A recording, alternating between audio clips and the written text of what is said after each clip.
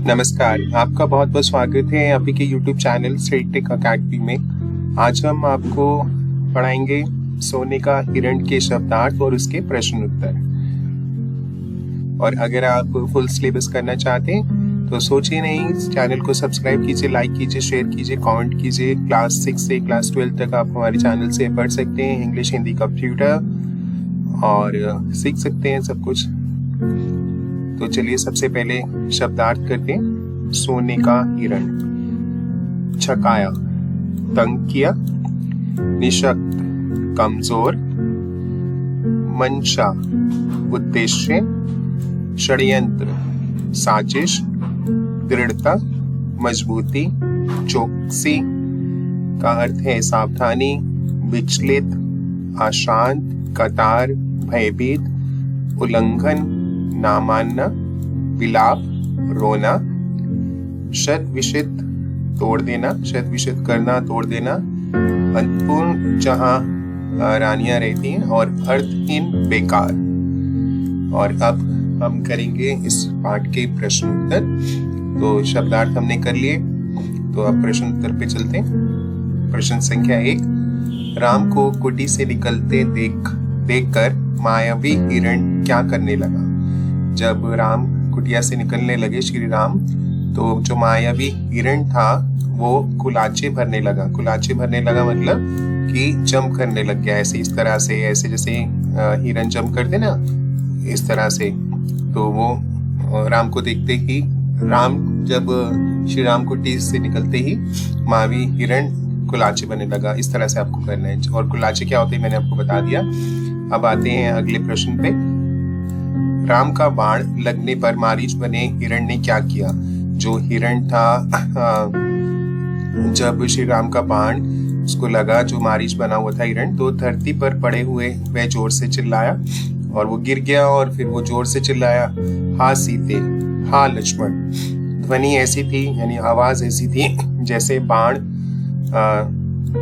राम को लगा हो, कि राम की ही आवाज में उन्होंने ऐसे बोला, हा सीते, हा लक्ष्मण, की जैसे श्री राम ही बोल रहे हो, वे सहायता के लिए पुकार रहे हो। तो ऐसा उसने किया कि हेल्प के लिए पुकार रहे हो। तो सीता माता को लगे कि श्री राम जी जो हैं, राम जी, उनको शायद वो किसी कष्ट में है। अब अगला प्रश्न है। हिरण बने मारीच की आवाज सुनकर लक्ष्मण ने क्या किया? लक्ष्मण जो थे उनका रहस्य तत्काल समझ गए।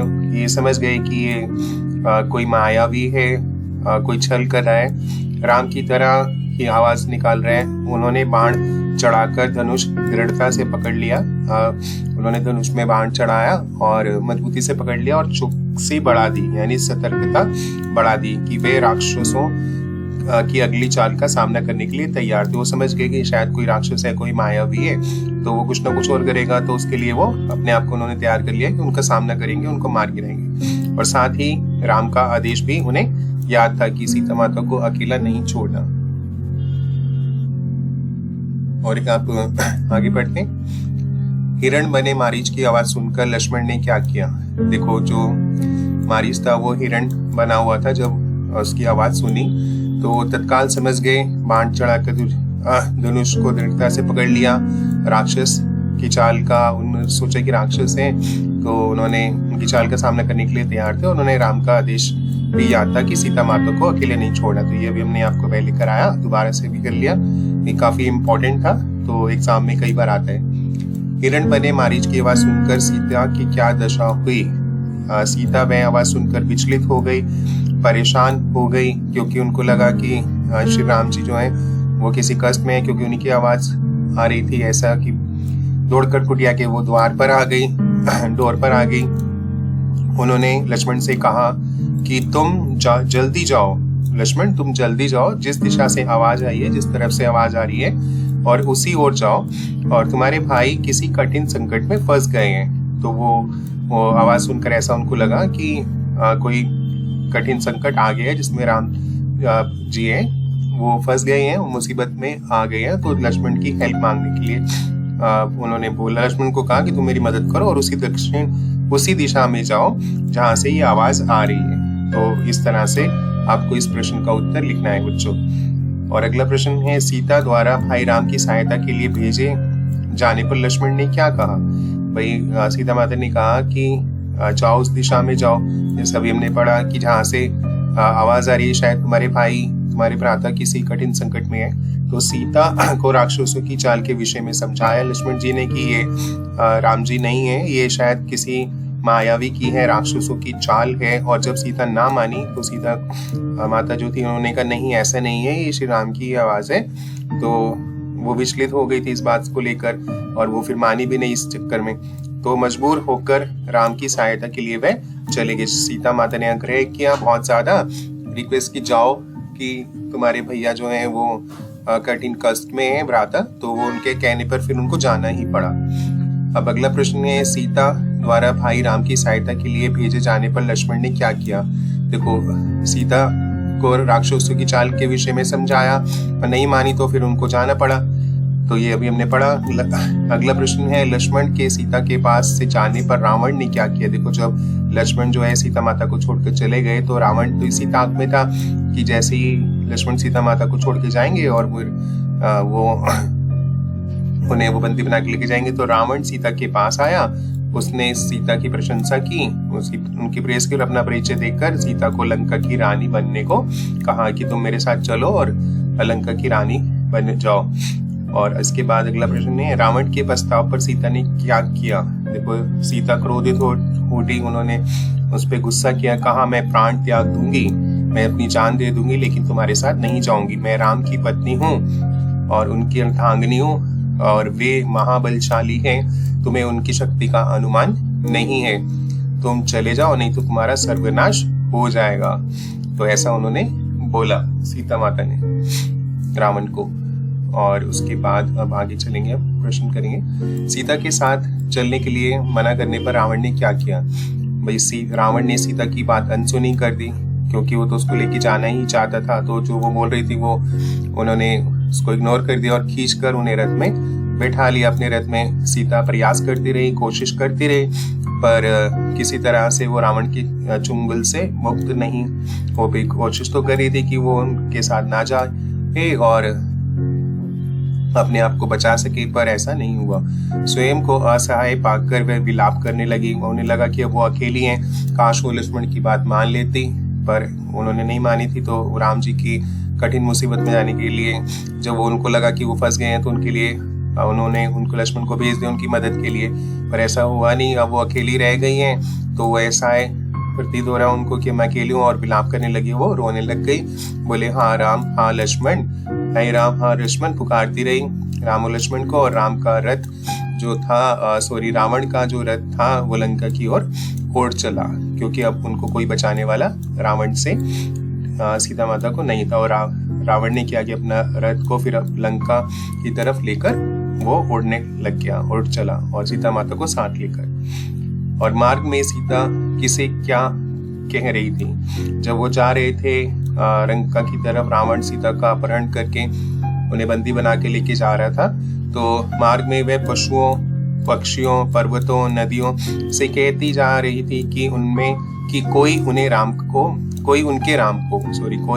राम को बता दे। वो सभी को, चाहे वो पशुओं पक्षियों पर्वतों नदियों से कह रही थी कि बता दे कि रावण ने उनका हरण कर लिया है। हरण मतलब उनका अपहरण, हरण किडनैप इंग्लिश में बोलते हैं, तो कर लिया है कि बंदी बना कर लेके जा रहे। तो अगर राम जी यहाँ से जाएंगे तो कोई ना कोई उन्हें जरूर बता दे, उनको मेरा संदेश पहुंचा दे। और मार्ग में सीता का विलाप किसने सुना? जब सीता माता रो रही थी, दुखी थी, तो जब वो रावण उनको अपने रथ से लंका लेके जा रहा था तो नीचे जो थे वो थे गिद्धराज और उनका नाम था जटायु। तो उन्होंने सीता माता का विलाप सुना। तो आपको याद रखना है गिद्धराज जटायु जी ने। जब गिद्धराज